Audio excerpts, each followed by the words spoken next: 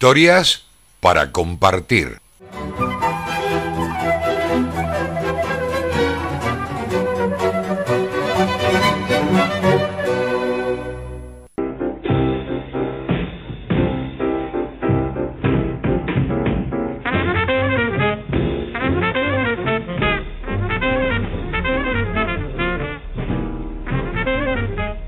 Protagonista de la historia de hoy es el recordado actor de cine estadounidense Clark Gable. Clark Gable había nacido el 1 de febrero de 1901 y murió un 16 de noviembre de 1960.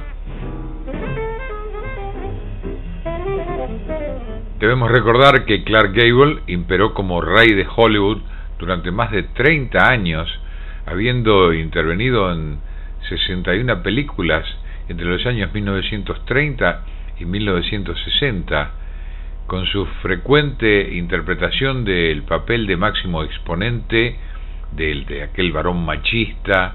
Gable se convirtió en uno de los más grandes símbolos de la pantalla, fundamentalmente para el sexo femenino.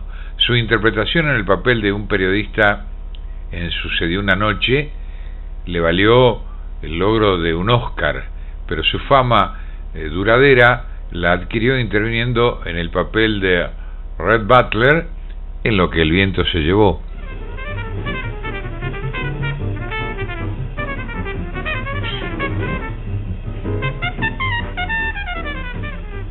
Repasemos aspectos de su personalidad. Clark Gable fue educado por una enérgica pero indulgente madrastra y sin demasiada intervención de su padre, que solía viajar mucho a causa de un trabajo en una compañía petrolífera.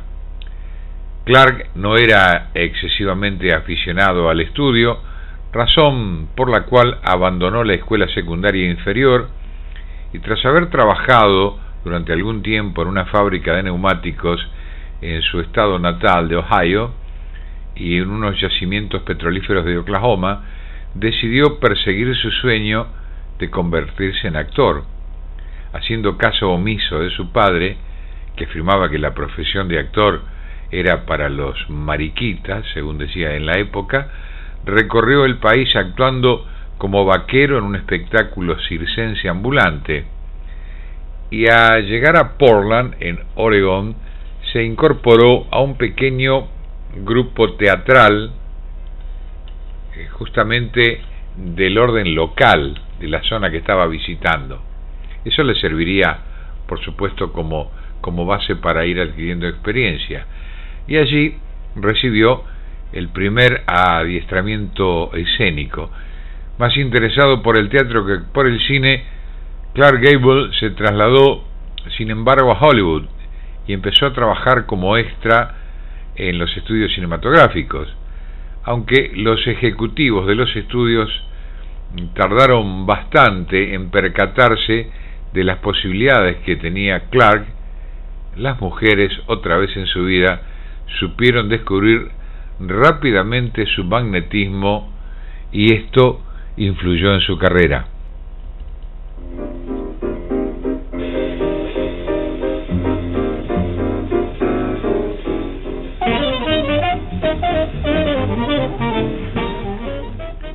Dice la historia que cuando los estudios de la Metro se dieron cuenta, le arreglaron los dientes, que los tenía torcidos y con algunas caries, y empezaron a prepararle para el papel de sujeto viril y aficionado al aire libre.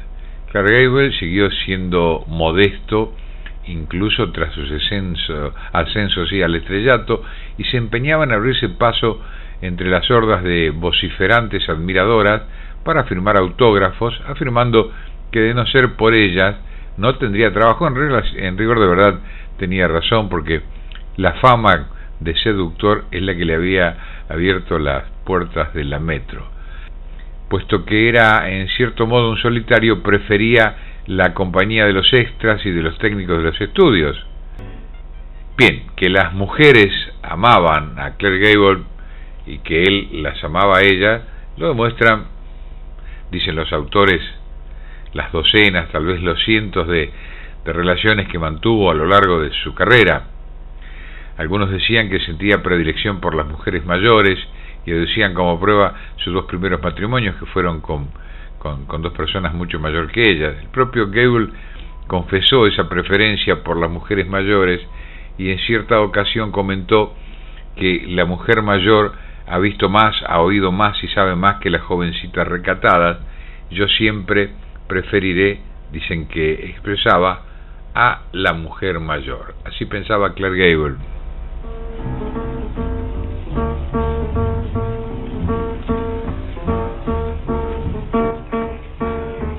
Pero los autores de Historias secretas de gente famosa aseguran que Gable no estaba firmemente atrapado por el síndrome de la mujer mayor. En el transcurso de uno de sus primeros papeles como protagonista, inició ardientes relaciones con quien lo acompañaba en el reparto, Joan Crawford, que contaba a la sazón 25 años. Posteriormente, Joan Crawford atribuiría a Gable más pura magia animal que nadie en el mundo. Con esto le daba allí un prestigio ante el resto de las mujeres que lo acechaban. Ella añadía que no creía posible que alguna mujer que trabajara con Gable no cayera rendida a sus pies. ¿Qué pasa después? Clark Gable conoce a Carole Lombard, la extravagante actriz de Hollywood destinada a convertirse en el gran amor de su vida. Gable, que tendía a mostrarse comedido y reservado, se sintió inmediatamente atraído por esa extravagancia y el atrevido humor de la menuda y rubia actriz. Ambos adoptaron los incongruentes nombres de Ma y Pa y se hicieron inseparables.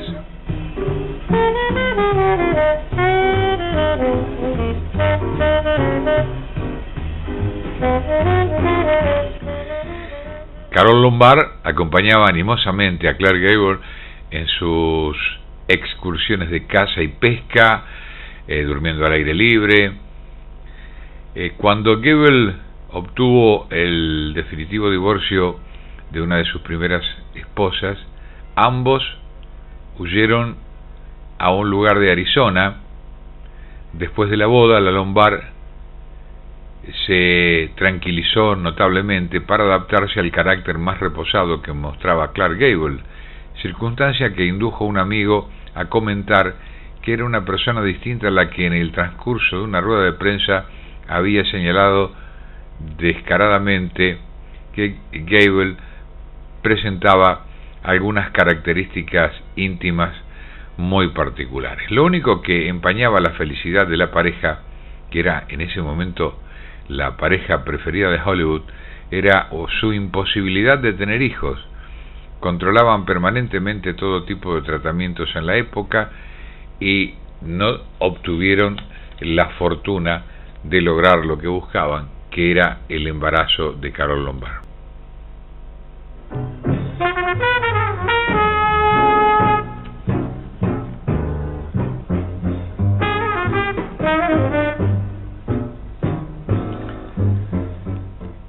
Carole Lombard muere en un accidente de aviación apenas 3 años después de la boda, y dicen que esto lo destrozó a Clark Gable.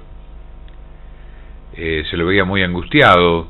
Luego, tras un desfile interminable de mujeres, desde su representante de la alta sociedad de Palm Beach a la hija del propietario de una estación de pesca, se lanzó temerariamente a una boda con Lady Sylvia Hasley, y el matrimonio terminó rápidamente, y Gable afirmaría más tarde que estaba borracho cuando se casó con ella. A los 54 años, Gable se casó por 5ª y última vez con una ex actriz a la que le llevaba 10 años y que era un facsímil más parecido a Carole Lombard que había podido encontrar. La rubia menuda y encantadora Kay Sprinkle se mostró dispuesta a adaptarse al molde creado por la Lombard y llevó con Clark Gable una vida tranquila y reposada en su rancho hasta que él murió de un infarto después de rodar la película Vidas Rebeldes.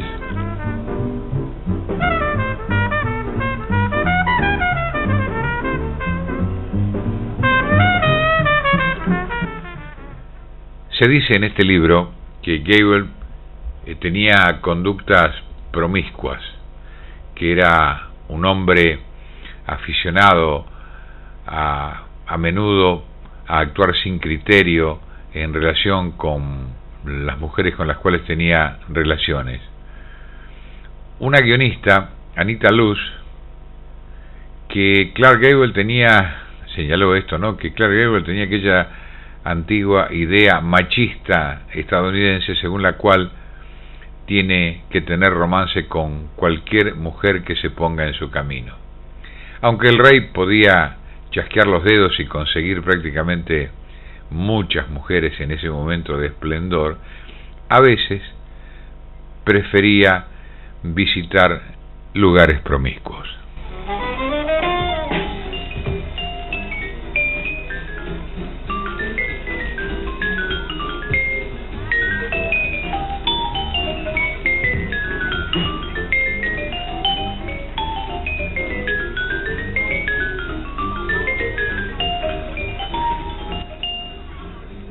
Bien, Clark Gable aprovechaba el cómodo surtido de primeras actrices que se le ofrecía, tenía relaciones con ellas, tanto en la pantalla como fuera de la misma.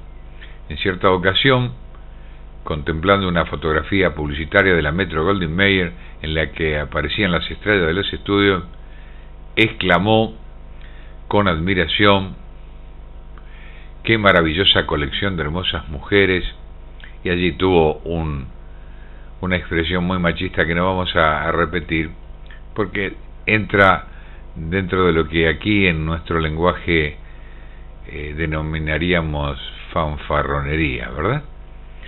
De todas maneras, el nombre de Clark Gable estuvo ligado sentimentalmente a casi el de todas sus oponentes cinematográficas. Muchos creen que era un truco publicitario, ya que él tenía mucha fama, y citan desde Grace Kelly a Ava Gardner, Jean Harlow. Tanto si los rumores tenían fundamento como si no, él, que se consideraba el rey y así lo publicitaban, no solo interpretaba el papel de la quinta esencia de la virilidad, sino que lo era. Muchas actrices habían comentado esto, dándole algún matiz más a esa fama que lo acompañaba. Clark Gable.